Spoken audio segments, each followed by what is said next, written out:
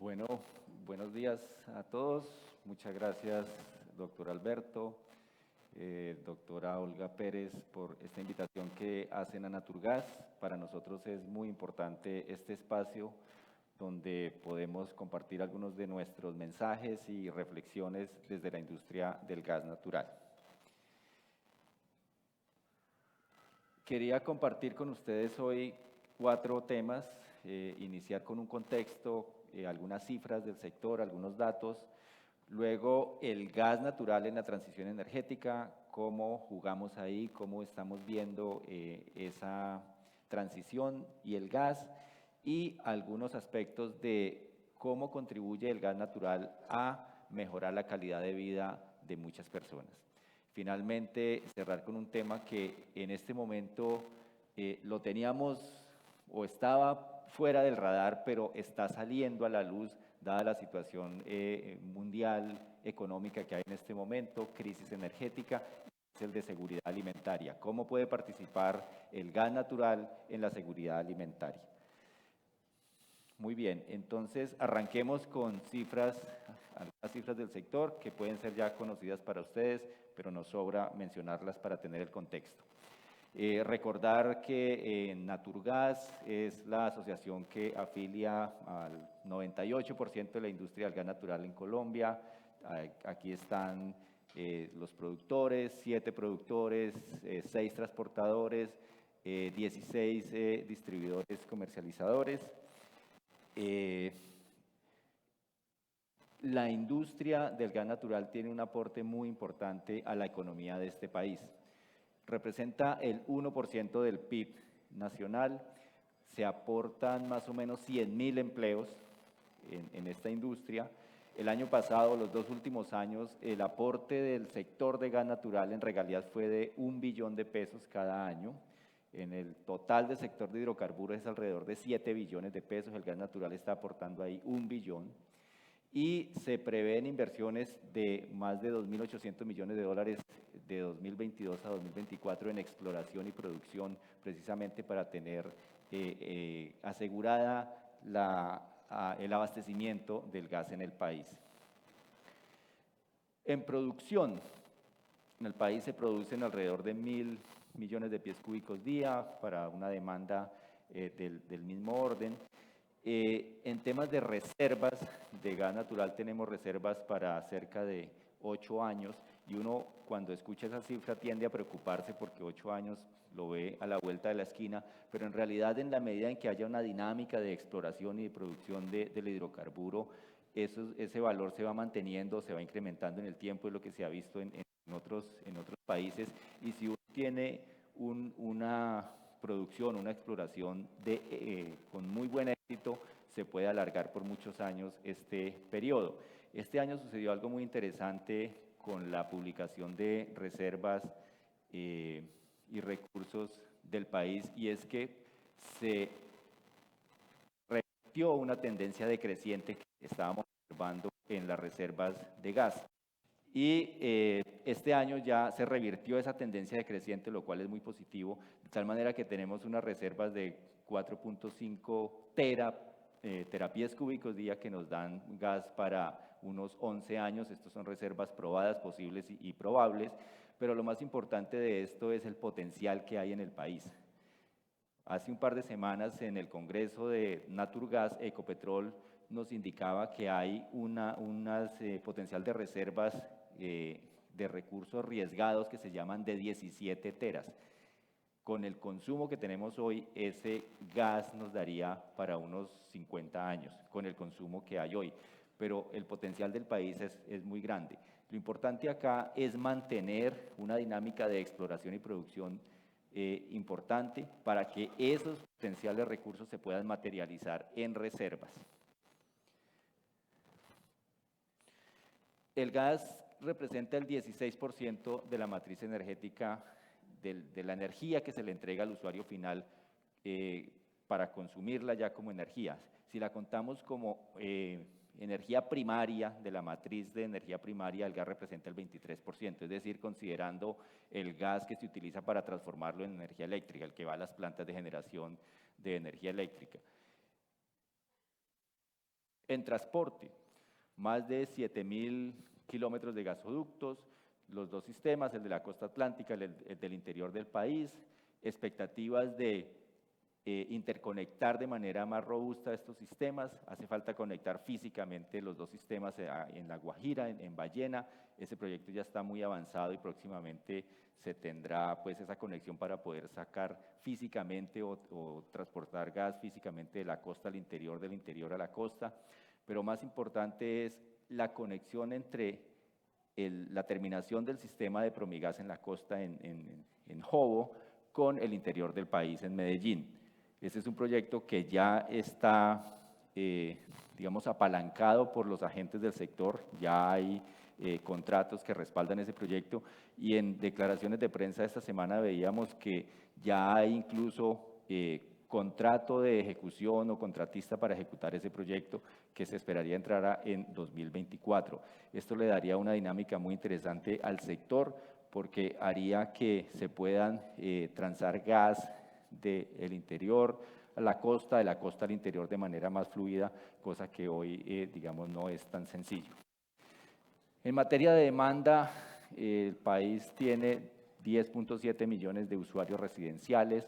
Esto, siempre mostramos esta gráfica donde mostramos la evolución de la entrada de usuarios a gas natural, porque realmente es algo sobresaliente en la región y tal vez en el mundo. Esto es demostrar en el mundo porque ese nivel de penetración no se ve fácilmente o no se ha observado fácilmente en otro país. Nuestros vecinos en la región han intentado y llevan años y no tienen, digamos, un nivel de penetración tan bueno como lo hay acá. Claramente esos usuarios están en la zona o en el área de influencia de los principales gasoductos. Se puede ver que algunas regiones del país pues no tienen el acceso al gas y esta es una oportunidad para poder llegar allí con algunas tecnologías ya disponibles como gas natural licuado, gas natural comprimido para poder llegar a estos usuarios con el servicio. El cubrimiento del servicio de gas natural, teniendo en cuenta los sitios donde hay redes, es del 85%. Es decir, está la red allí, hay un cubrimiento del 85%, todavía se podrían conectar más usuarios a esa misma red. Si lo miramos en el total del país, es un cubrimiento del 67%. En demanda, esos 10.7 millones de usuarios residenciales, comerciales, tienen una participación del 20% más o menos de la demanda nacional de gas, pero la demanda importante en gas, digamos en términos de volumen, está en plantas térmicas, en industria y en refinerías. Entonces, ahí para resaltar lo importante de la demanda térmica y la demanda industrial en la industria del gas natural. Y ahí las oportunidades son muchas. Específicamente ahora con el tema de la transición energética, pues hay mucho por hacer en demanda industrial, en eficiencia energética, en sustitución por otros combustibles, digamos, más contaminantes, y en la demanda térmica, en el mismo sentido, pero también para respaldar las energías renovables que están entrando al sistema de manera importante. Aquí está la matriz de generación eléctrica, 30% térmica, de ese 30% más o menos el 20% es gas, más o menos unas 14, o más o menos no, la cifra que tenemos 14 plantas termoeléctricas a gas en el país. Muy bien, eso era un contexto, grosso modo, de las cifras, de lo que hay en el sector, de lo que representa el sector en términos de cifras. Veamos ahora cómo estamos viendo el gas natural en la famosa transición energética. Es ampliamente aceptado que el gas natural es el energético de la transición por sus varios atributos, entre ellos los atributos ambientales y sus atributos de disponibilidad y asequibilidad. Disponibilidad porque es un energético abundante, está disponible, pero no hay que bajar la guardia en buscarlo, porque él solo no va a ponerse en el mercado, hay que sacarlo. y asequibilidad porque es un energético con precios todavía muy asequibles al usuario final. Veamos algunos de los atributos ambientales. El gas natural es el energético más limpio dentro de los combustibles fósiles. Reduce, comparado con combustibles líquidos, cerca del 75% de las emisiones de óxido de nitrógeno, cerca del 100% o casi el 100% del material particulado y los óxidos de azufre. El material particulado es el elemento que nos está causando muchos problemas en las ciudades. Realmente aquí hay que dividir el problema en dos. Uno, emisiones de gases de efecto invernadero, que ahí está el CO2 y otros, y los problemas de material particulado en las ciudades. Y ahí el gas natural tiene un papel fundamental, porque contribuye con ambas, sobre todo con la reducción casi del 100% de ese material particulado. Claro, hay otros energéticos que también están allí, pero al final del día es una combinación de todos estos energéticos lo que nos llevará a tener una mejor calidad del aire en las ciudades. En CO2 el gas natural reduce entre el 30 y el 50% dependiendo del combustible que uno compare allí. Una cifra que llama la atención: en los últimos 10 años el gas natural ha contribuido con una reducción de unas 500 millones de toneladas de dióxido de carbono al sustituir generación eléctrica con carbón por generación eléctrica a gas. Y esto, digamos, lo sabemos, pero no sobra recalcarlo, y es la participación que tiene nuestro país en la emisión global de gases de efecto invernadero. Es mínima, 0.5, 0.6% del total de emisiones de gases de efecto invernadero, lo cual es pues insignificante. Si dejamos de emitir mañana, pues no va a pasar nada en el planeta, va a seguir los efectos en la misma magnitud. Entonces, digamos esto para no perderlo de contexto, porque a veces creemos que pues somos los grandes emisores y que tenemos que hacer los grandes aportes en el mundo, pero en realidad eso no es así. También algo que sabemos, pero también no hay que perderlo de vista, es quiénes son los sectores o cuáles son los sectores donde están los mayores aportes de emisiones: el sector de manejo de tierras, el sector de agricultura. El sector energético realmente pues no es el que más emisiones tiene de gases de efecto invernadero. Eso también pues para tener en el contexto, seguramente todos acá pues sabemos, entendemos eso, pero pues nos sobra recalcar sobre esos mensajes. Y por supuesto pues en todos estos sectores hay que poner el foco y contribuir a la reducción de gases de efecto invernadero. Colombia tiene unas metas de reducción de gases de efecto invernadero. Disminuir el 51% de las emisiones para 2030, con una referencia a 2015, es una meta ambiciosa, es una meta, digamos, que nos exige bastante para poder llegar allá al 2030. Y ahí pues cada sector ha planteado o ha planeado cuáles van a ser sus aportes. En el sector de minas y energía, a través del plan de mitigación de gases de efecto invernadero, pues ha planteado unas metas, y en ese marco esta industria ha creado una alianza en la cual se buscan articular todas las medidas que contribuyan a reducir esas metas, a reducir esas emisiones de gases de efecto invernadero. En el marco de la COP26 del año pasado en Glasgow, la industria del gas natural, a través de Naturgas, se unió o conformó esta alianza que, como dije, busca articular esfuerzos para contribuir a la reducción de gases de efecto invernadero. Ya en el sector, en esta industria, hay dos proyectos piloto de hidrógeno. Uno realizado por Ecopetrol en la refinería de Cartagena, y otro realizado por Promigas en Barranquilla. El de Promigas, hidrógeno verde, que le apunta a inyectar, a mezclarlo con el gas natural en la red, digamos, tradicional. Pero esto es una muestra del compromiso de esta industria a contribuir con proyectos que apunten a reducir los efectos de gases de efecto invernadero. Al final del día, en todo esto, lo que vemos es que esto es un portafolio en el que todos los energéticos disponibles, todos los energéticos que se desarrollen, aquí en adelante las tecnologías que se desarrollen, pues tienen que contribuir a la reducción de efectos de emisión de gases de efecto invernadero. Un tema del que no se habla mucho, pero hay muchas oportunidades para desarrollarlo, es el biogás y el biometano.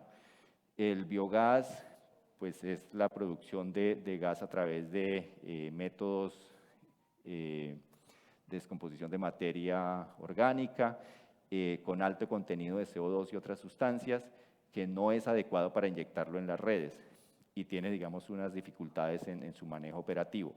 Pero haciéndole unas adecuaciones, se convierte en biometano con alto contenido de metano para poderlo inyectar en las redes. Se han identificado algunas oportunidades, por ejemplo, en la industria de la palma, donde pueda haber unos proyectos muy importantes o muy interesantes para convertir ese biogás en biometano e inyectarlo a la red y llegarle de pronto a zonas donde en este momento no hay gas natural y esta sería una solución, digamos, viable que contribuye no solo a el plan de reducir gases de efecto invernadero, sino también de llegarle con un servicio adecuado a usuarios que hoy no lo tienen y seguramente están cocinando con leña, están deforestando. En la industria, hoy la industria más o menos consume el 27% de su energía a través de carbón. Creemos que ahí hay una oportunidad muy interesante de poder buscar mecanismos para sustituir parte de ese carbón o carbón en gas natural y con los beneficios que esto tiene de eficiencia energética, de reducción de gases de efecto invernadero, de material particulado, etc. Que sería una oportunidad para ayudar a industrializar el país.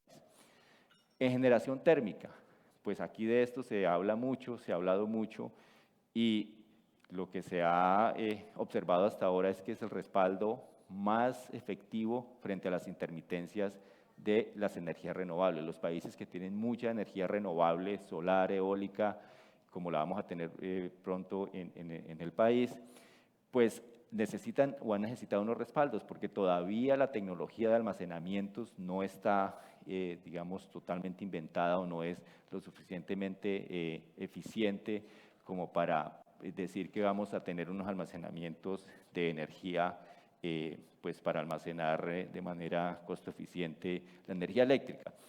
Entonces ahí hay un mensaje que nos parece muy importante. La Unión Europea, los europeos que son tan verdes, ellos han recalcado mucho en que para descarbonizar el sistema energético y al mismo tiempo garantizar la seguridad en el suministro, es necesario tener fuentes flexibles. ¿Y qué se entiende por esas fuentes flexibles?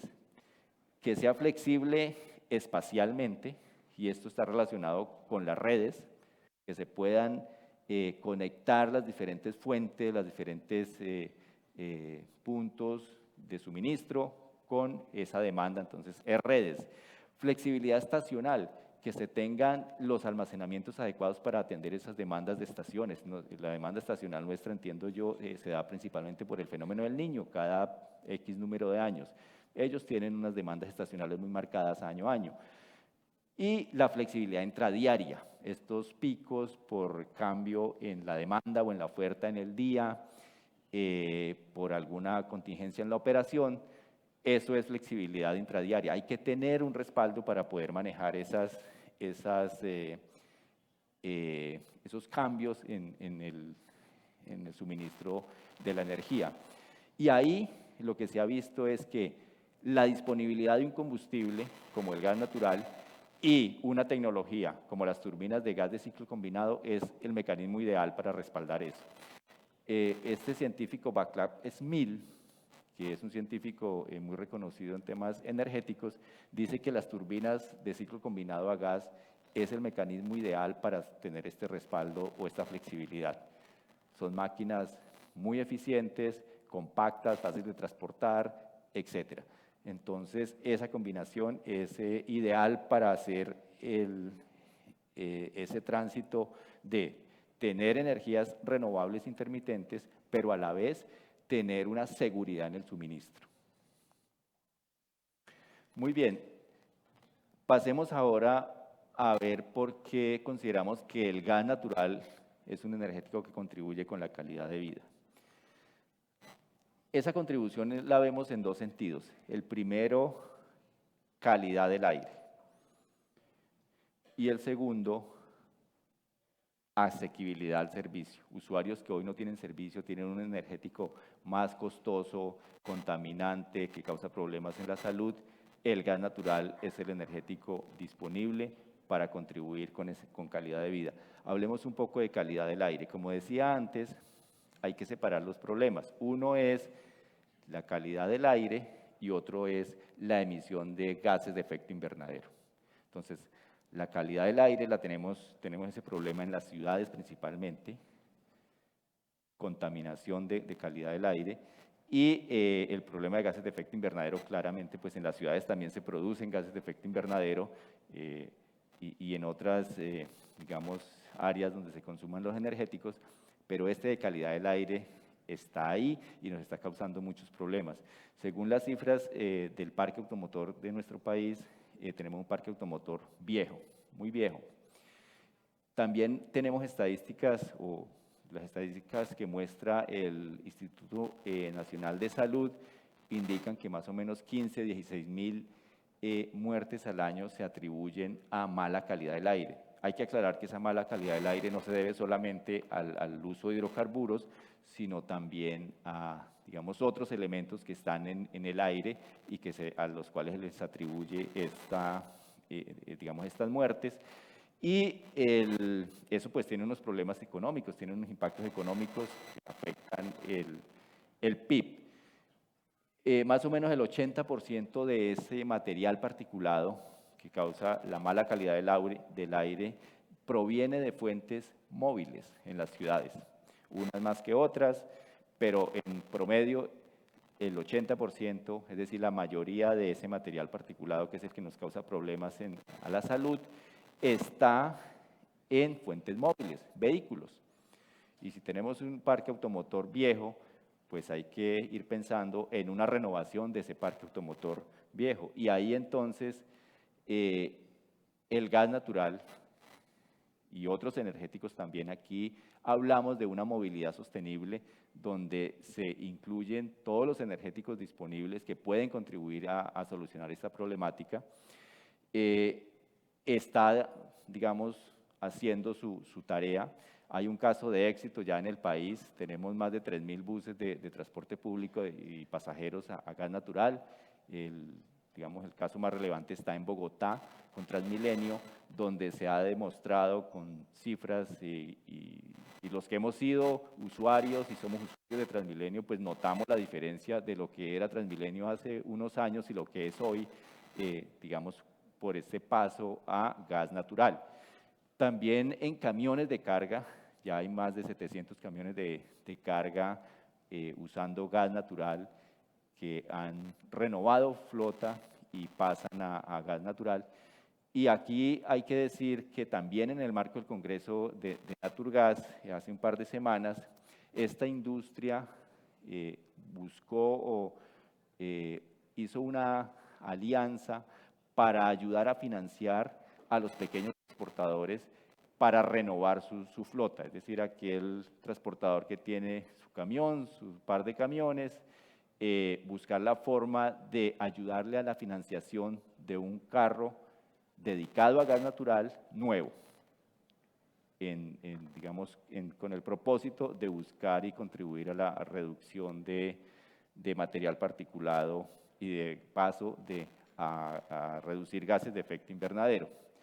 Entonces, aquí el mensaje es: el gas natural le apuesta a mejorar la calidad de vida de los ciudadanos a través de reducir el material particulado que se emiten a través de las fuentes móviles en las ciudades, vehículos de carga particulares y de transporte público.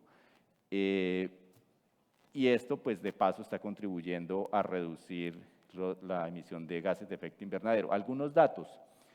El potencial de flota de carga en el país, más o menos 10.000 vehículos de carga nuevos entran cada año. En los últimos 4 años, más o menos, ese es el dato que hay. Y de esos, la mayoría en diésel, muy poco gas natural, muy poco eléctrico, de tal manera que ahí hay una oportunidad enorme para buscar sustitución o cambiar, o cuando se renueve esta flota por nuevos vehículos, que esos vehículos sean de vehículos gas natural, combustibles que contribuyan a reducir las emisiones de gases de efecto invernadero y el material particulado. El segundo elemento que contribuye a mejorar la calidad de vida, creemos nosotros, es poderle llegar a esos usuarios que hoy no tienen gas natural, que no tienen un energético competitivo, un energético limpio y que le está causando muchos problemas. En el país, un estudio que estamos realizando, se identifica que la pobreza multidimensional en el país ha mejorado, pero otra vez problemas técnicos. Bueno, pero sigue siendo un problema mayor en el país. Más de 9 millones de colombianos todavía en pobreza multidimensional. Recordemos que esta pobreza multidimensional es este concepto donde uno es pobre no solo porque tiene bajos ingresos, sino porque no tiene acceso a salud, a educación, a buen transporte, etc.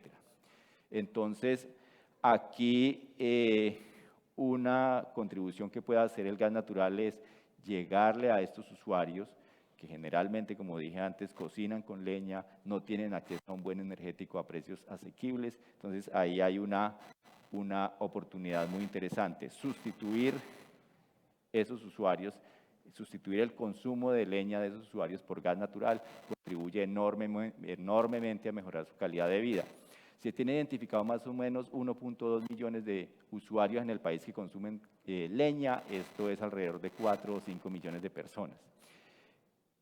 Cuando uno le llega con un servicio como el gas natural a estos usuarios, contribuye en varias formas a mejorar su calidad de vida. Este usuario tiene, primero, un energético más barato. Uno cree que la leña es barata o es regalada porque deforestan y llega, pues, a tener el energético a bajo costo, y la verdad es que no es así. También lo que hemos encontrado es que en muchas zonas, incluso digamos, en la periferia de las ciudades, en zonas urbanas, la gente compra la leña, compra bultos de leña, y al final del día, al mes, eso es más costoso que una factura de gas natural de usuarios de estrato 1 y 2. Entonces, en costos, se le mejoraría su calidad de vida, le libera recursos para otras necesidades, para cubrir otras necesidades. También en tiempo, ¿cuánto tiempo gasta una familia buscando leña para llevarla digamos, a su hogar como energético? Y lo más importante, en salud, cocinar con leña es bueno tal vez cuando uno hace el asado de fin de semana o los tamales, que saben mejor cuando los cocina con leña, dicen algunos, pero en realidad causa problemas de salud. El humo, todo lo que sale de allí, genera unos problemas de salud de largo plazo. Entonces, es mala idea tener un uso frecuente de leña como energético, digamos, de todo el tiempo. Entonces, el segundo mensaje acá, llegar con el gas natural a estas familias que cocinan o que usan hoy leña como su energético base para cocción de alimentos. Seguramente no a todos estos usuarios se les podrá llegar con gas natural. Habrá otros energéticos más, digamos, viables económica o técnicamente para llegarles, pero sin duda un buen número de estos usuarios se les resolvería su situación llegándoles con el gas natural. Y finalmente, seguridad alimentaria. Como dije al inicio, este es un tema que lo teníamos fuera del radar y realmente se destapó ahora con toda esta problemática internacional, guerra en Rusia-Ucrania, incremento en los precios de los fertilizantes, crisis energética, precios disparados del gas natural. Y entonces ahí nos dimos cuenta que el gas natural es uno de los insumos más importantes, si no el más importante, para producir fertilizantes. Y que nosotros somos importadores netos de fertilizantes. Entonces, eso nos impacta en la producción de alimentos, la inflación, bueno, todo lo que tenemos, no con esto para decir que el problema que tenemos de inflación pues, es generado únicamente por esto, pero está contribuyendo. Entonces, lo que uno encuentra es que en Colombia hemos importado o importamos más o menos 1.5 millones de toneladas de fertilizantes por año, más o menos 500, 600 mil toneladas. De esto, 500, 600 mil toneladas son urea, que es uno de los fertilizantes nitrogenados más importantes digamos, que consumimos. Aquí, entonces, le podríamos apostar a sustituir esas importaciones por producción local con gas natural, digamos, que tengamos disponible en el país. Para esto se necesita entonces una producción de gas de largo plazo y unas señales estables, claras, para la inversión en estas plantas, que son inversiones gigantescas, con grandes economías de escala, que requieren, digamos, grandes capitales que pues se van a recuperar en tiempos relativamente largos. Y también masificar el gas a usuarios más vulnerables, los que cocinan con leña hoy, pues contribuye a reducir los costos en la cocción de sus alimentos y creemos que eso también pues, mejora la seguridad alimentaria. Algunas cifras. En los últimos 5 años, del 2017 al 2021, importamos alrededor de 600 mil toneladas de urea. Y eso nos valió de 200 a 300 millones de dólares al año. Y eso convertido en gas, haciendo una aproximación, fueron más o menos, o se requirieron más o menos 37 millones de pies cúbicos día de gas para producir esa urea. Esa es una aproximación porque en realidad lo que se hace es producir amoníaco, el amoníaco a través de otro proceso se transforma, se produce urea, y todo el gas que se utilizó para producir amoníaco, pues una parte se fue para la urea y otra parte en el amoníaco que se utiliza en otros procesos. Entonces, esta es una aproximación que es más o menos, esos 37 millones de pies cúbicos día es más o menos el 4% de la demanda nacional de gas. Entonces, el mensaje aquí es, hay una oportunidad en un país donde tiene unos recursos muy importantes, muy interesantes de gas natural, de apostarle a algo distinto, que es producir nuestros fertilizantes con los recursos que tenemos en el país y no estar sujetos a esas volatilidades de precios, que antes esto era muy tranquilo y pues no era relevante, pero hoy se nos convierte en un tema relevante porque estamos expuestos a esa volatilidad de precios internacionales por un conflicto que es bastante ajeno a nuestra realidad. Entonces, esta es, digamos, una señal que deberíamos tener en cuenta.